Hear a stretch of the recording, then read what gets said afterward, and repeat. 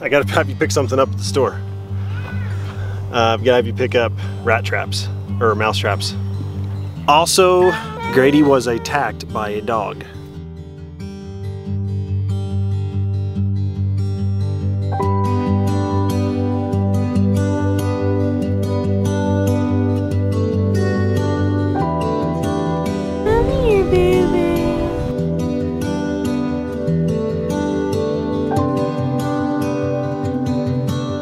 Things have definitely changed. Yeah, this is it. Yeah, this is it. The spot.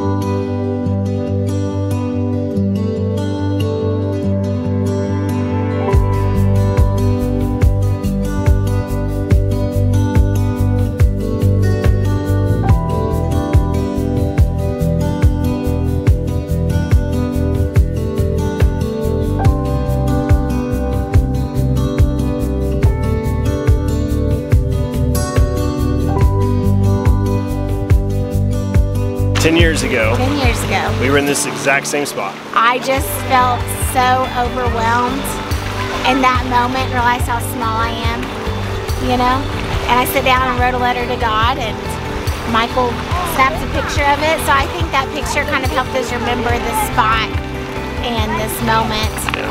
And at the time we were just so young and not wise, but so in love and able to have children. And now we come back with 4 kids that, you know, they're driving us a little nuts sometimes, but I just told her, I said, some reason I remember the last time Ace being here, it was a little bit more peaceful. But man, this chaos is an answer to prayer. I mean, big time. It is. Big time.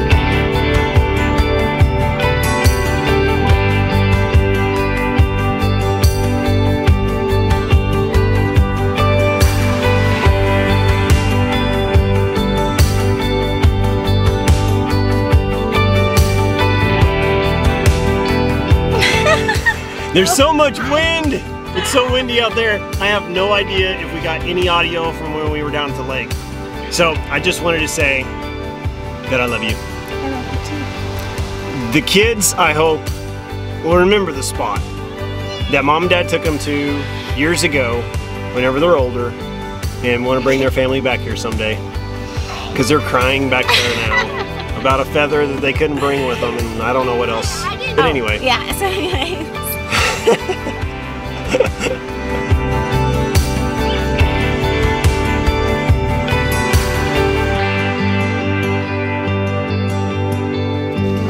Okay, so this question is for all the ladies who are RVers. What is the one thing that you have the most of in your wardrobe? Is it hats? Is it pants? Is it shoes? So for Lane, I would say it's shoes. And guess what she's doing now? I think it all has to do with the fact of our little hiking expedition we went on yesterday, and she wore her house slippers by accident, of course. And so now she's like, I want hiking boots. I want legitimate over my ankle hiking boots. Do you guys go by the rule of you buy one, you get rid of one? We've tried it. I've tried it. I've tried to implement that. So we'll see when she gets back. I'm gonna say, okay, you got one, now get rid of one, and we'll see what she says. So she's got flip-flops of different colors, house shoes of different comfort. She's got church shoes, high heels. She's got her Keens, so it's her hiking sandals. Now she's gonna have hiking boots. What else has she got? She's got cowgirl boots, or cowboy boots. She's got knee boots. I guess that's what they're called. Boots will go up to your knees. We had to have a separate tote in the basement storage just for her shoes. She's probably gonna not be happy with me having this commentary while she's not here to defend herself. I'm not gonna eat you. She's probably gonna have a lot to say about that. So she went in at 5. You want to come here for dinner? It's 5:08 now. That tells me they've got shoes in there. Hey guys! The question is, how long is it gonna take her, and how much is it gonna cost? I told her finding hiking boots in the Grand Tetons around the Jackson Hole area is not going to be under 100 bucks. Oh no.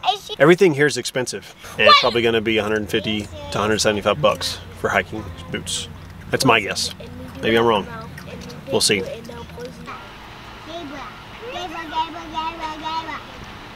Where's your hiking shoes?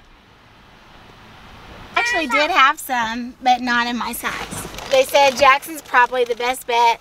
There's a store 5 miles north that might or might not have my size. I'm curious, what was the prices of the ones that were? 140. Okay, so it's close. Yeah. What was the brand? Keen's. Oh, Keen has a hiking boot. Oh, cool. So that's what I was gonna get because I know you guys love yours. So. Yeah, we do.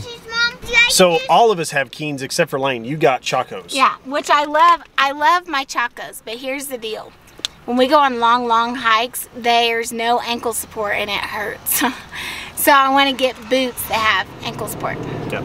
That are waterproof. And so when we got our Keens a year ago, we've had them for a year. And you've had your Chacos for a year. Yeah, and they're awesome. And I've worn mine almost every single day. Yep.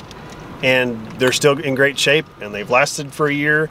Whereas most tennis shoes, like these Under Armours I bought, will not last that long. Oh no. Especially if I wore them every day. So you get what you pay for. You do. And so and it's in my head that I gotta get these boots. And so $150 Keens, probably worth it. Oh yeah, I'll wear them forever. Yep. Yep.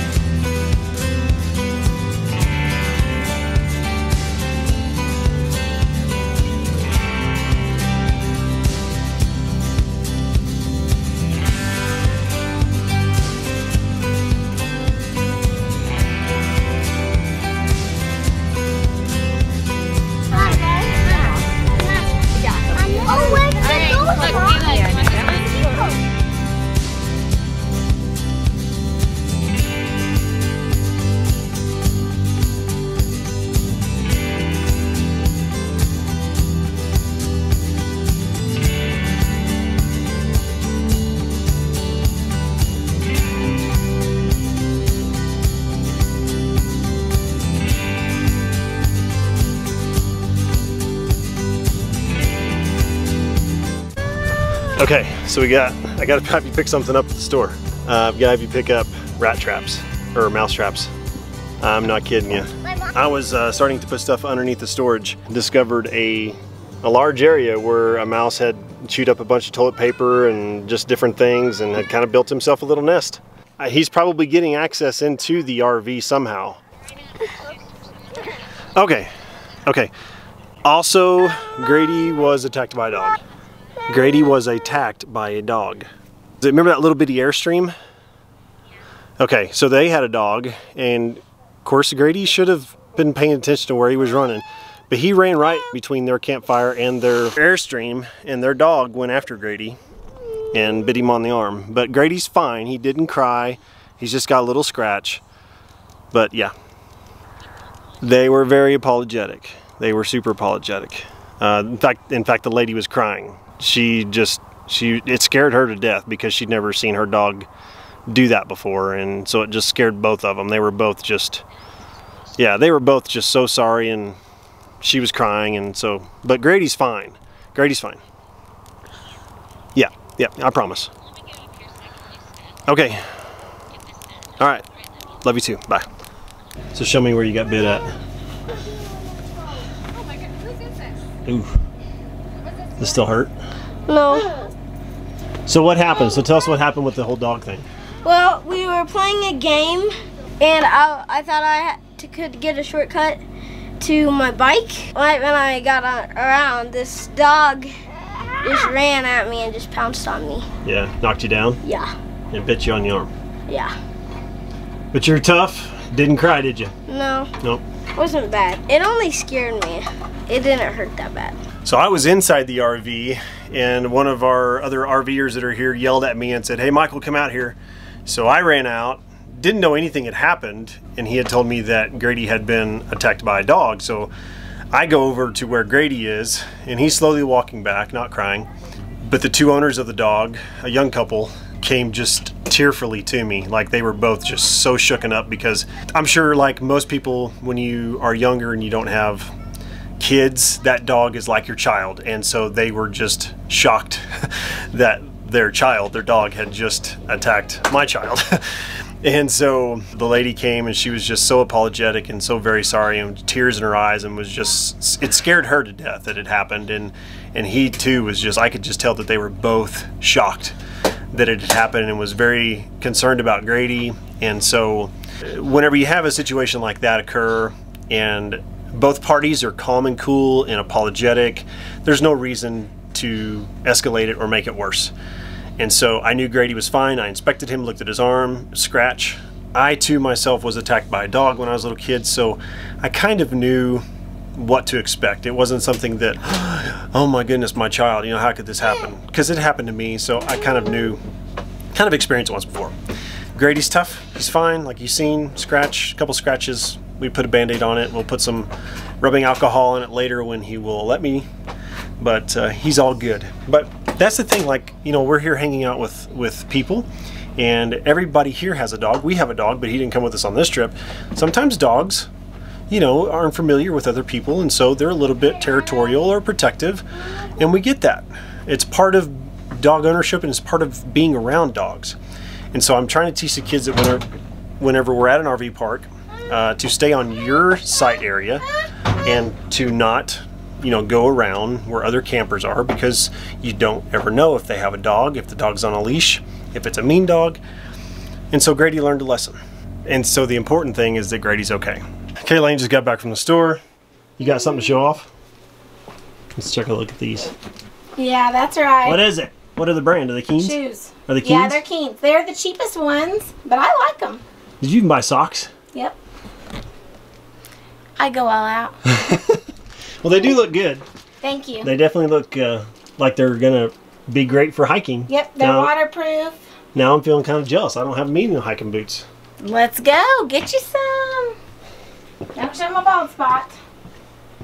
So she got us a couple rat traps, and she ended up getting glue traps. They had different things, like where it was a bait. The mouse would go in, eat the bait, and then it would go off and die. But I didn't want to have that happen, because I don't want it to die somewhere in the RV and stink everything up.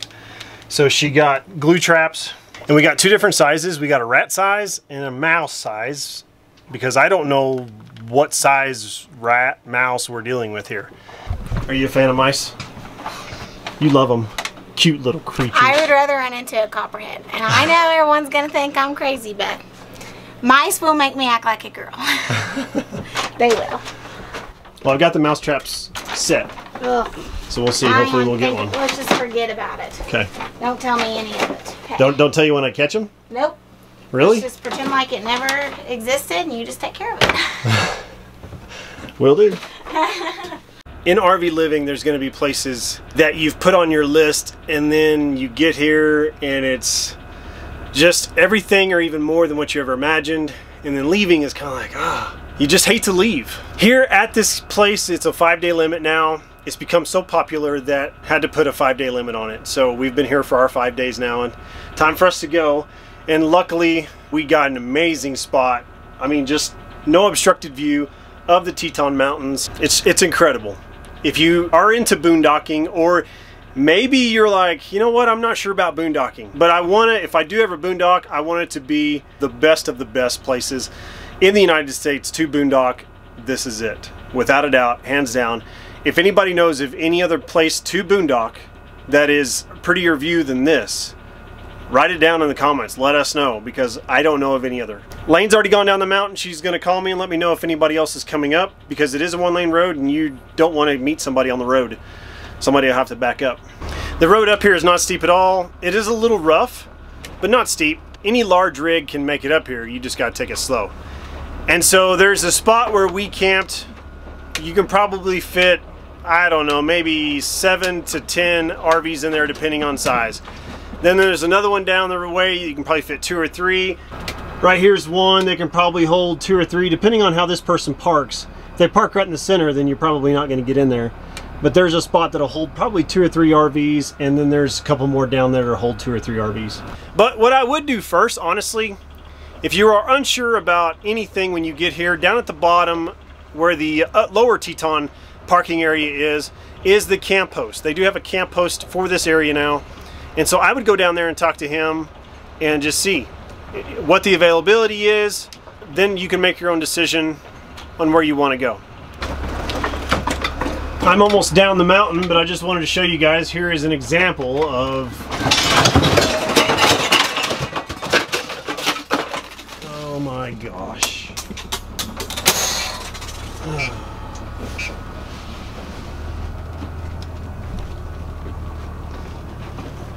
Oh boy. I gotta get some lights on and see what I'm doing to fix this.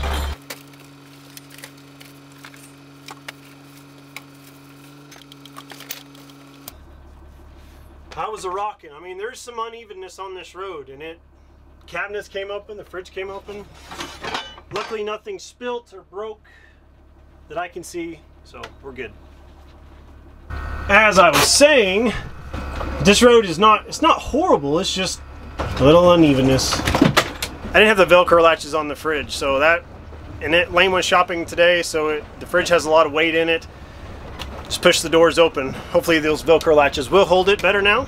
We will see.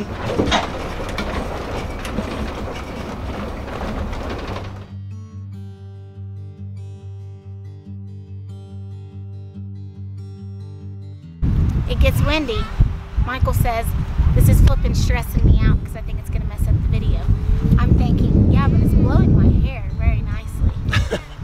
So let's just keep talking. I'm just kidding. He's stressing. Well, here's the thing. Man, you feel so mad. Yeah, that you want to take a deep breath.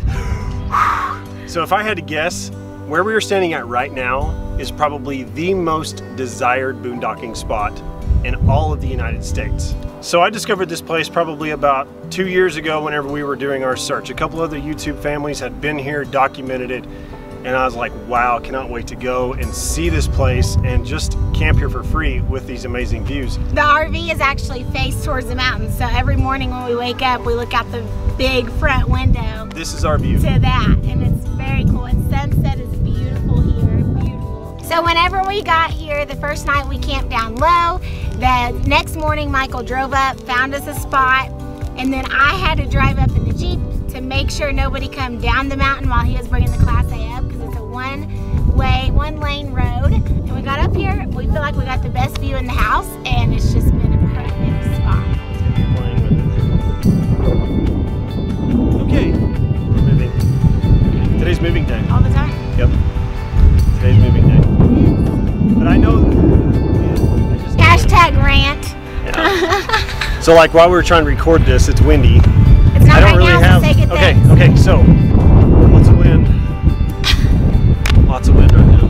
Do you guys care? No, they don't care. Well, I care. I know. I want our footage to be great, and I can't stand the wind noise. Isn't he amazing? So, to sum it up, 9 years ago, we came here, had no idea that we would be back with 4 kids, full-time traveling, didn't even know what that meant, never would have considered it, never would have considered homeschooling. And here we are, screaming into the wind with 4 kids, and we love it, and we're thankful, and it's been a great trip, and Yellowstone, we're coming for you. Yeah, we are heading to Yellowstone next. No reservations. So we'll see what happens when we get there. Hopefully we can find a place, but we don't know. So follow us on the adventure. Thank you so much for watching this video of us being in Jackson. I hope you guys have enjoyed it. Go follow us on Instagram. That's where Miss Thang runs it. She does a great job. Stories every day that we have service. Yep. Thanks guys for watching. Have a great day. Bye.